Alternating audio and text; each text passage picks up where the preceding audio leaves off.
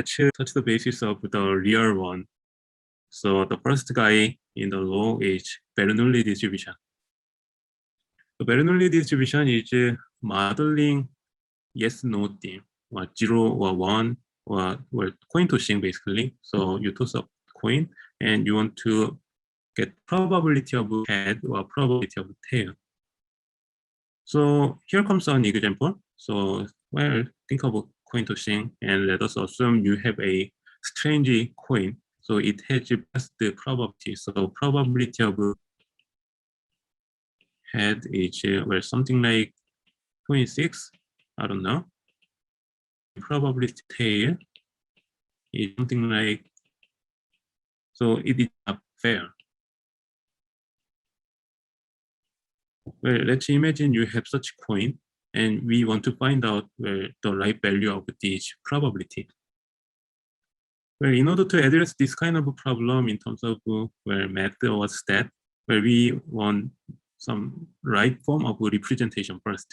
So if you have head, I want to express that variable as 1. And if I have a tail, I want to express that as 0. So if you have true-false problem, positive or negative problem, yes/no problem, where all of this kind of thing can be expressed by 0 and 1. So all of these forms can be reduced into Bernoulli distribution. And well, in order to model these in terms of the probability, I will take one more level of parameterization. So probability of head is expressed in terms of theta. Probability of tail, that is the complement of the theta, right? So it's going to be 1 minus theta. And the goal is, well, obviously to find out the estimated value of theta. So I'm using head in the meaning of, well, this is not the true value, I estimated it.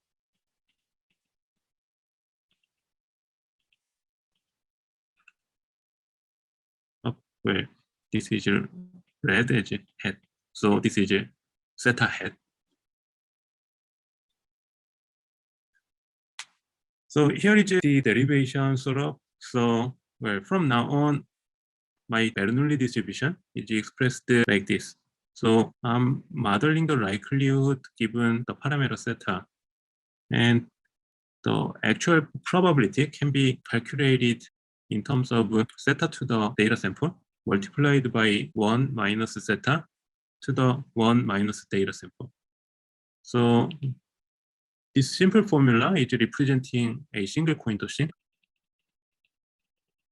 That means, well, let's imagine if you have head. Well, if that's the case, this latter part is gone. Basically, 1 minus observation is 0. So this is going to be, this entire factor is going to be 1. So you end up having simply theta. And if you think, well, let's suppose you have tail, then automatically the former part is going to be 1 because x is 0. So simply you're going to have 1 minus theta. So using this kind of a sort of mechanism, we want to express the likelihood. So say head tail, this is your actual observation of the data. Given that, we can express the likelihood of your observation in terms of theta, that is for head, 1 minus theta, tail, another head, tail, tail. So, well, this is the quantization of your observation, and that is likelihood. And playing with the likelihood is difficult because it's going to be too small. So we took the log in front of it, like this. So at the end of the day, well, log likelihood, we want to denote log likelihood with a small l, followed by data set and my parameter. And that is indeed log probability of my data set. And my probability is a log of the product of all the observations. So if you have again head, tail, tail, this product term will interpret these as head, tail, tail, something like this. And then let's play with this log. Now let's move this log into the product. Then product becomes sigma, and we can take the x from the exponent to the regular position in front of the logarithm. So x multiplied by log theta, 1 minus x multiplied by log theta. And if you sort of reorganize them, you can come up with log theta and sigma observation, log 1 minus theta, sigma observation. More specifically, where sigma xn, where x nth instance, that means basically number of heads that you observed. And on the other hand, where 1 minus x, it simply counts the number of tails that you observed. Well, given that, we are going to take the derivative of log likelihood, and we want to set it to 0 so that we can maximize it. So here is how to do it. So basically, we can express the previous one in terms of n0 and n1. And if you take the derivative with respect to the parameter value that we want to find out, well, derivation is easy. So you can easily come up with this solution. So theta is basically calculated by n1 over n1 plus n0. And speaking of that, that is number of total coin toss divided number of, so n1 over n is basically representing number of heads over number of total coin toss. And that will give you your theta value. So if you observe head, head, head, head, and tail, so head 4 times and tail 1 time, then your theta will be 0.8. If you observe 3 times of head, 2 times of tail, then your theta is 0.6. So the conclusion is quite straightforward, but we looked at how to derive it, and derivation is clear and everything is explained. So Bernoulli is, well, in that sense, quite beautiful. Well, in this sense, well, Bernoulli distribution is one of my favorite distributions. So, well, this is well, what I just did in the previous handwriting. So, well, please do it yourself as well. So, not that difficult. Let's move on to binomial distribution. So, binomial distribution is series of Bernoulli distribution. By the way, Bernoulli, often we represent this in short. So, we simply write this down as a bar or one, etc. So this means Bernoulli distribution. And using the previous notation that we looked at, so there is a variable that follows a Bernoulli distribution, where if that's the case, I'm using this tilde and Bernoulli. Well, this notation is representing, I have a random variable that is 0 or 1 representing coin tossing. Let's stop our discussion on Bernoulli distribution at here, and let's move on to binomial distribution. Again, binomial distribution is a series of Bernoulli distribution. So say you have 5 coins, and well, there is a fixed bias value theta. Well, given that, well, you want to find out probability of how many times you see hedge, given the total number of tossing. So out of 5 times of tossing, probability of looking head 3 times, given the parameter. We can calculate this kind of thing. And speaking of looking at 3 heads out of 5 coin tossing,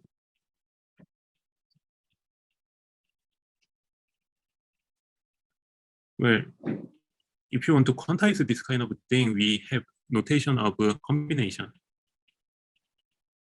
So, well, it can be head, head, tail, tail, head. Or it can be head, head, head, tail, tail.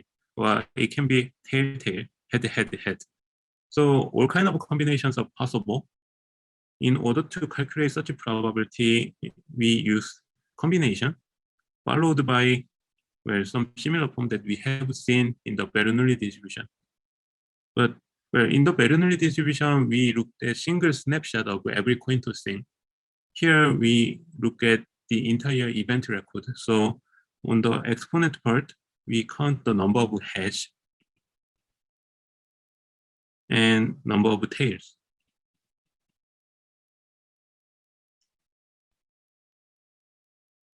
So this is the representation for binomial distribution. So if you play with the binomial distribution, where you are representing this kind of distribution. So n is 20, for example. So you draw coin 20 times. Well, probably P is indeed theta. So if you have 50% chance of head and tail, then if you draw coin 20 times, you will see head on average 10 times. But it can be 9 times or it can be 12 times of a hedge. So everything is random. So there is some variation. So the kind of thing is represented in, well, this histogram. Let's take a look at the example of N100. So you toss the coin 100 times, and your probability of looking head was 0.3. So this time the coin was biased. If that's the case, on average, you will see heads 30 times. But still there is a variation because this is just a probabilistic motion. So, well, this is the chance of looking heads like 27 times. This is a chance of looking heads maybe 35 times. So binomial distribution is representing sequence of Bernoulli trial. More precisely, well, you don't consider the order. That's why we have combination here. Combination is order free.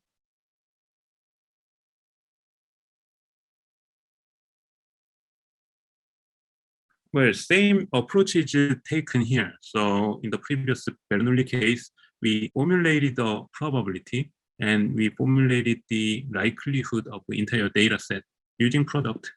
And we took log inside of it, well, in front of it, and we moved the log into the probabilistic notion. And then we derivative to 0. That gave us the correct parameter value. So here the same pattern applies. So we first want to represent the likelihood of my data set using the probability notion that we defined in the previous slide.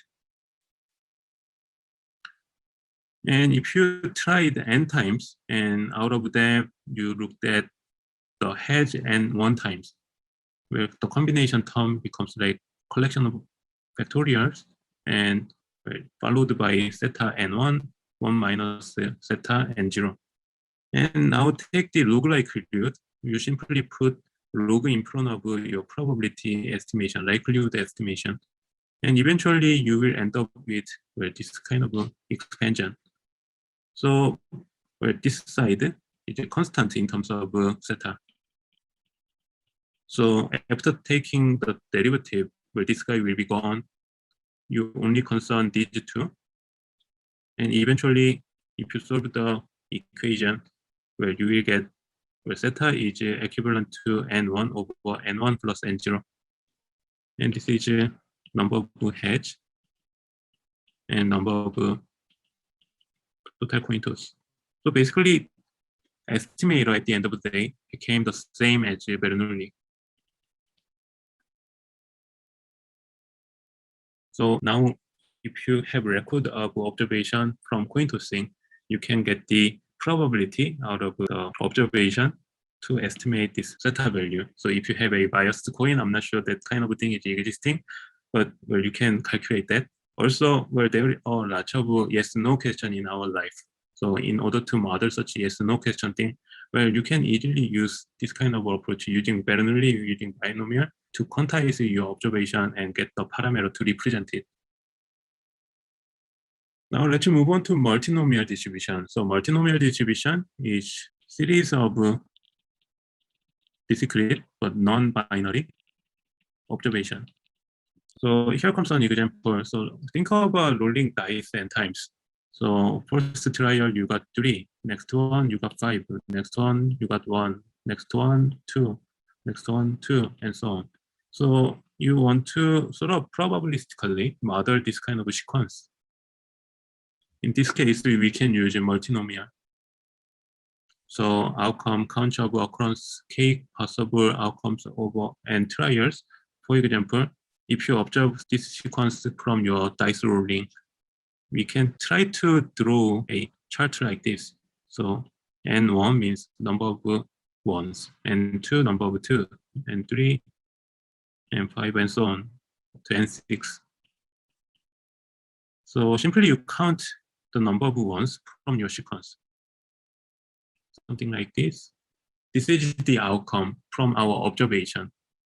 Based on this kind of observation, we want to model the probability. So a formalization representing such a probability is given over here. So you have the count of actual observation for k different kinds.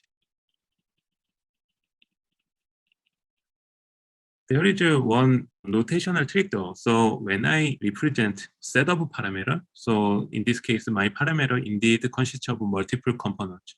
So indeed it is vector. So when I represent the vector, I'm using boldface. Well, anyhow, if you observe something with some profile like this, you are able to calculate the probability using this formalization. And well, for this guy, we are not going to do all the derivation and all the expansion. So if you take the likelihood and then log likelihood and set the derivative 0, then this will give us the correct parameter value, how to estimate the parameter value, etc. And you will get this guy. So this means, well, if you observe certain events, so number of probability of you find out 5 from your observation, for example, over total,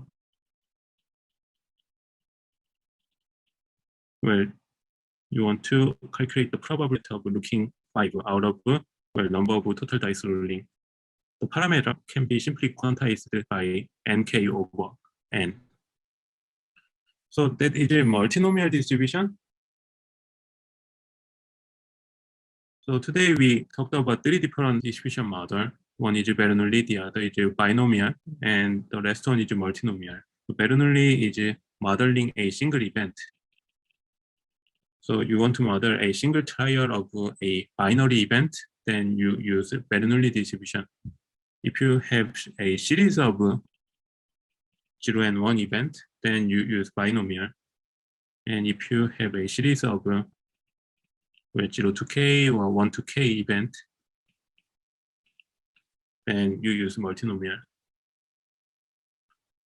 So what I'm trying to express here, so you have some knowledge about your data, and maybe you can observe the entire distribution using histogram of your data.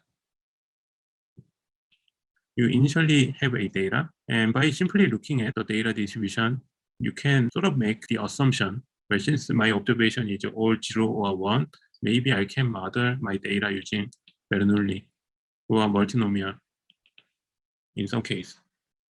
Well, this is a sort of analyze process. So you have a data, we want to quantize it, and there are some tools where making connection between them, where you have data and connecting them to Bernoulli distribution, where making choice is your job.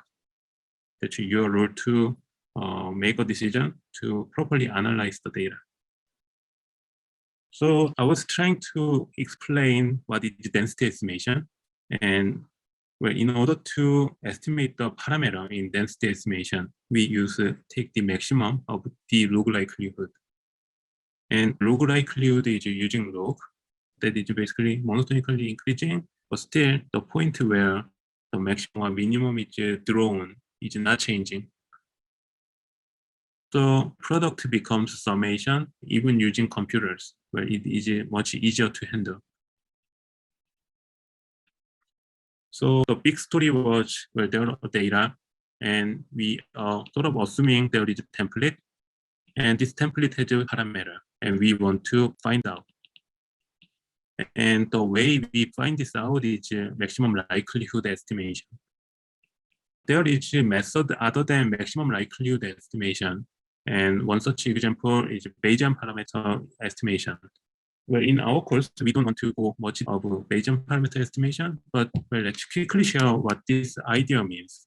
So, well, like we did in maximum likelihood estimation, we try to find out a single fixed value of parameter. So using ML method, we only find out a single solution for my parameter. When I write down param, that is parameters. But while you are playing with the maximum likelihood, well, there is a limitation. So maybe there is a distribution like this. So looked like normal distribution from the beginning, but somehow there is another peak. So if there is a multiple modality in my data distribution, maybe maximum likelihood giving me some incorrect choice of the parameter. So, well, people thought of some different methodology that can properly represent, well, there is two modality, and we want to model this in different approaches. So one of such is Bayesian parameter estimation. So Bayesian parameter estimation is using the idea of prior information updated using observation and become posterior information. And we are sort of projecting this idea to the parameter space. So in Bayesian parameter estimation, we talk about prior of the parameter and posterior of the parameter. Given data likelihood, we want to update our prior to the posterior. And here is the important part, where this prior is not a single value, it is actually distribution. After we look at the data, this is updated as posterior. And again, this is not a single value, it is a distribution. Maybe slightly changing. So if we use Bayesian parameter estimation, instead of getting only one set of parameter, we are going to have the entire distribution of my parameter space.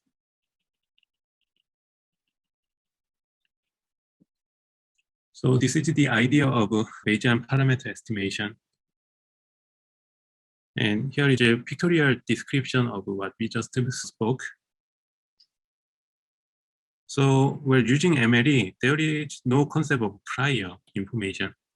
You only have set of data, and you have fixed your assumption about the distribution.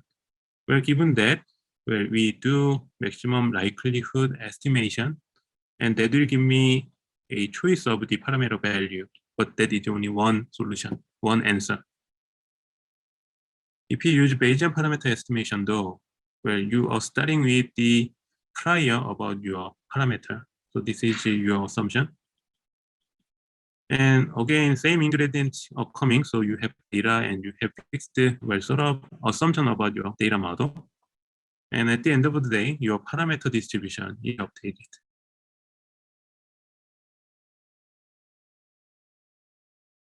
And given this posterior information, so well, you took Bayesian parameter estimation. So now you have the posterior of the parameter. It look like this. Given that, you still want to draw out your solution. Otherwise, you cannot make a concrete calculation. So at the end of the day, well, there is an option how to use this posterior information. One is taking the mode of the parameter, so the most frequent value. So this will be my MAP given the posterior.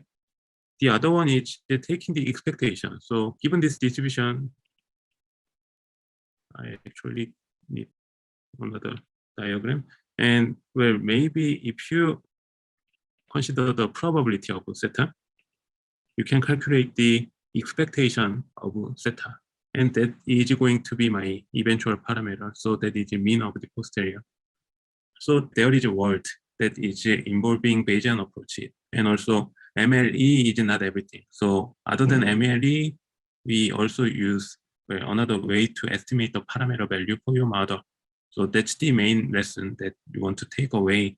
But still, in this course, we are going to focus on maximum likelihood most of the time. So given distribution model, how to set the probability formula, how to come up with the likelihood, how to come up with the log likelihood, and how to handle that in terms of finding the maximum value.